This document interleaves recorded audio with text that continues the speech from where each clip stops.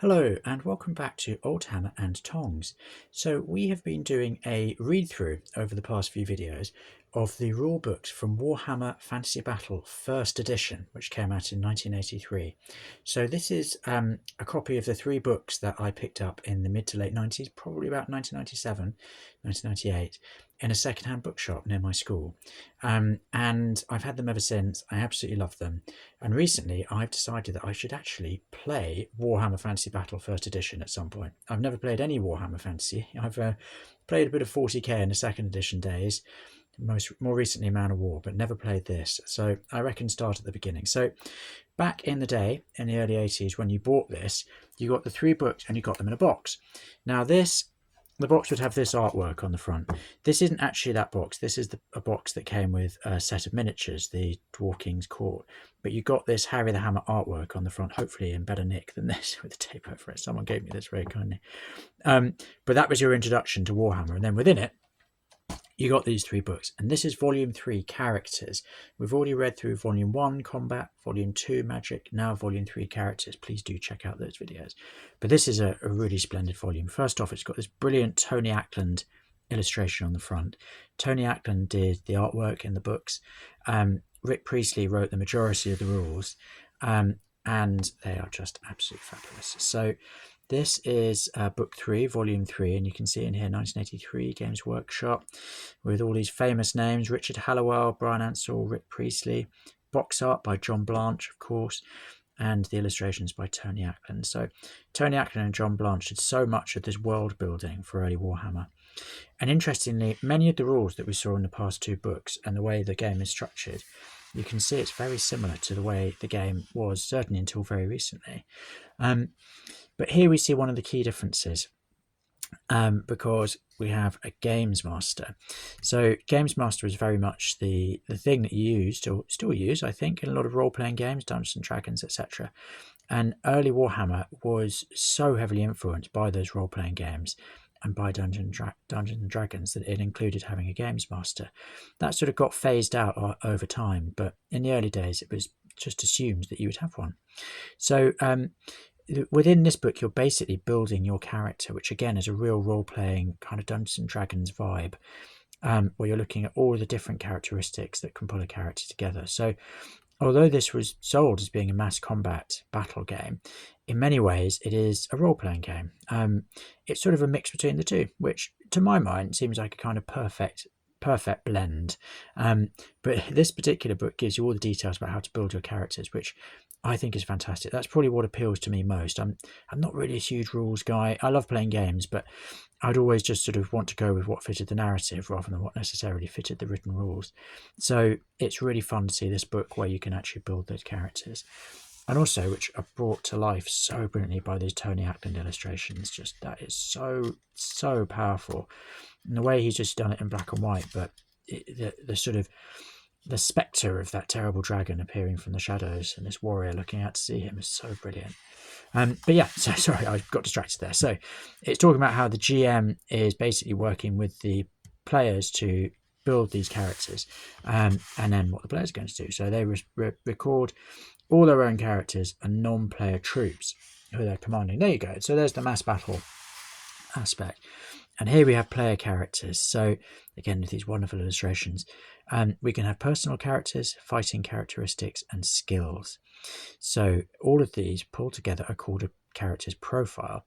So within the personal characteristics, you have social status, age, sex, intelligence, cool, willpower, and leadership. Fighting characteristics include number of attacks, number of wounds, initiative, weapon skill and bow skill, strength grade, toughness, and move.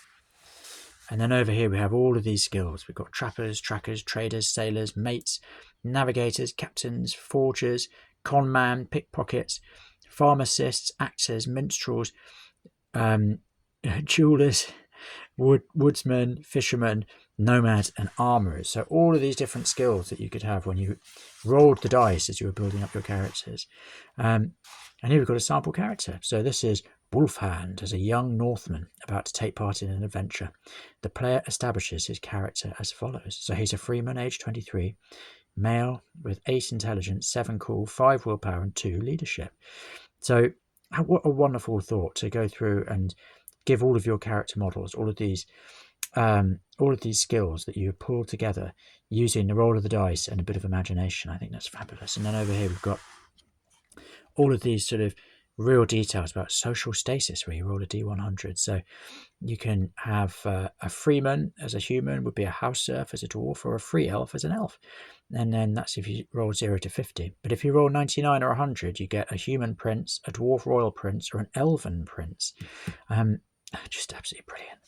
And then you've got initiative, weapon skill, and strength, all of which are decided by the roll of the dice. That's where your fate lies. This is a brilliant dwarf illustration from Tony Ackland. As I've mentioned earlier, these books, they are pure rules. So they don't really throw themselves into any real narrative structure or written world building. So Tony Ackland's illustrations do so much of that world building for you. You can look at those and your imagination is just absolutely filled with wonderful ideas. And that dwarf just looks absolutely brilliant. He's really, really inspiring character. And then look at this. I mean, that is a fabulous knight. What an absolutely extraordinary illustration. So, yeah, brilliant. And I've got all about money here. So that really has such a role-playing vibe to it, doesn't it? And then character advancement. So how do your characters grow and develop over the course of an adventure? More D&D vibes. So a character can become a wizard and then have their career develop through experience points. Ficers also benefit from experience points by slaying monsters and killing people, as it said. Then we've got all the details about your dice rolls and how that will impact on your character advancement. And here we've got some pretty intense lines of data. So we've got whether or not your character is good, neutral, evil, avarice, and hunger. So what's hunger? Hunger alignment is common amongst the less intelligent monster types. Hunger-aligned creatures have only one interest in life: food. Characters with a hunger alignment are rarely encountered and are usually easily recognizable because of their great obesity. Food-oriented characters receive quadruple bonus for slaying opponents that they eat. Ooh, fabulous. And then look at this. So this is a full list of different creatures and what your dice roll will decide where they sit within all of those categories. That is just fantastic. Look at that. A were-rat. Were-rat almost has to be evil, really, doesn't it? Or hungry. It can be hungry. And then over here we've got injuries. So how do you roll for your injuries? You've got severe, light, head injuries, and concussion. I think concussion sounds pretty bloody painful myself. And then look at this illustration. And that looks like a pretty stunning piece of tattoo art there. You've got this kind of this realm of chaos within the skull itself. This is before chaos was a thing. Tony Ackland, yet again, creating worlds for us. And now here, this is some guidance for GMs. So creating adventures.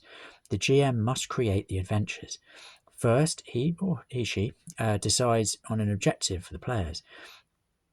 Games in which the players wander aimlessly about, stealing and murdering, could wear a little thin. I love the way Rick Priestley writes. Possible objectives for players are more or less limitless, and the GM should not hesitate in giving the players general aims.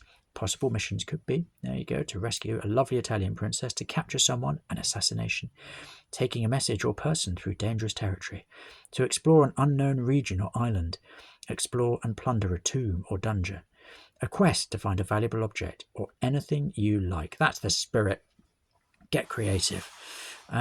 And then over here we've got the cost of weapons with some wonderful illustrations. Look at that tankard, I love it.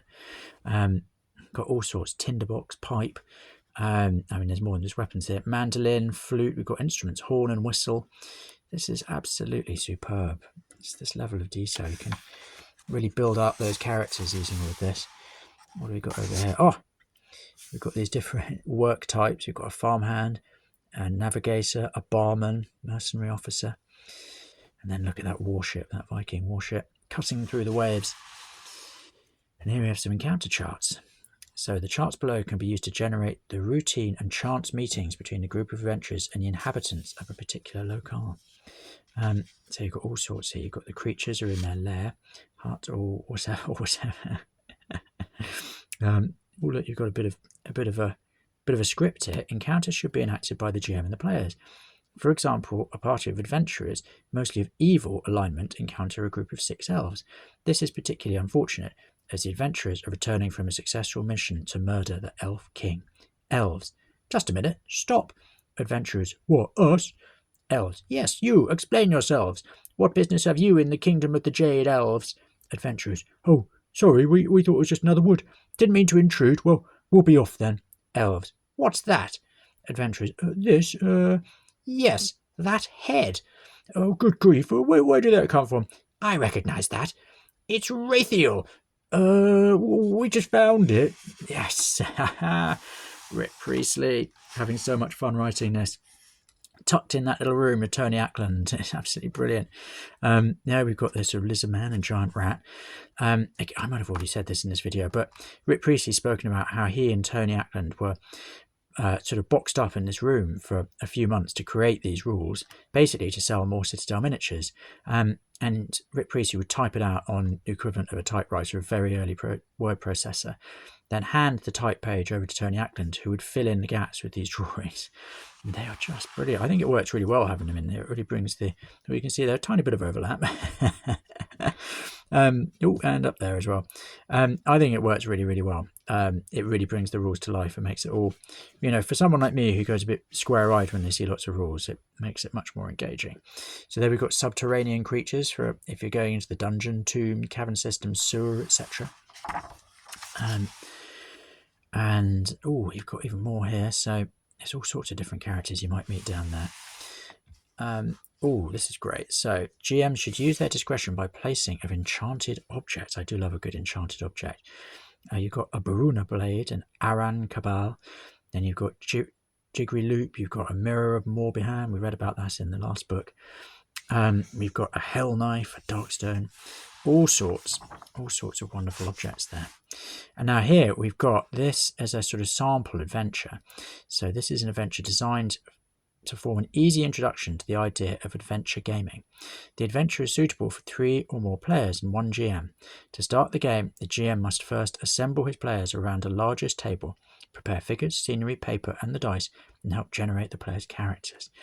So this looks like great fun. Maybe this is what I should play as my first introduction to Warhammer Fantasy Battle and First Edition. So here's this beautiful map drawn by Tony Ackland, very Tolkien-esque.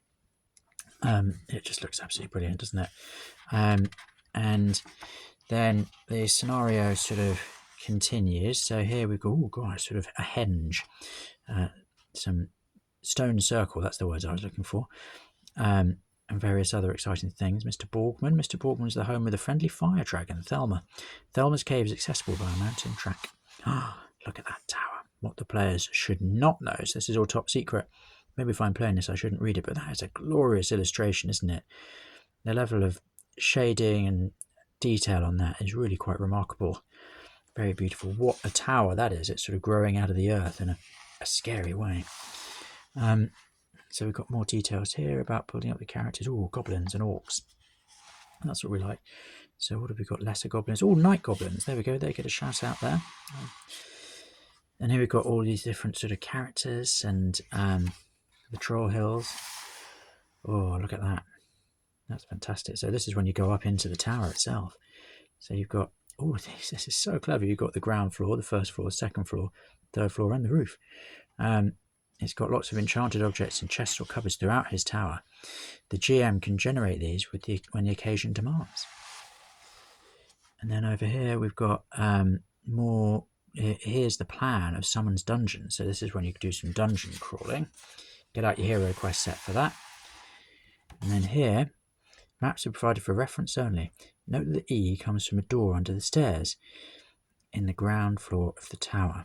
So then this is the sort of fortress, I suppose, for the battle at the end of it. And then it says, Citadel model figures suitable for use with the Red Wake River Valley scenario. So it tells you about these wonderful models. So Salmons, Orcs and Goblins come from Citadel's fine range of individualized nasties. Goblins can come from code 12 and 13. Independent goblin bands encountered should be slightly different types. The elves come from Ralparth's Wood Elf range. So that's a non-Citadel range they're promoting there. The Fenmen live in an early medieval peasant culture where armour and weapons are rare, and the ordinary everyday clothes are simple and practical. Citadel Medieval Warriors and Adventures code 382. They sound great. Need to track them down. Make excellent fenmen. Fenmen wear fairly dull clothing, either a plain undyed colour such as very light grey or brown, or some solid earthy colour. And that's the end of the book. It's so unceremonious. I do love it. It's brilliant. You've got this on the back, which we now know from reading the previous book you can use as a template for when you're casting magic. So that is volume 3 of Warhammer, the Mass Combat Fantasy Role-Playing Game, first edition. It's been an absolute joy going through these. They really are very special books. So let's have a quick look again. That was volume 2, Magic. And here we have volume 1, Tabletop Battles, with all of these beautiful illustrations by Tony Ackland.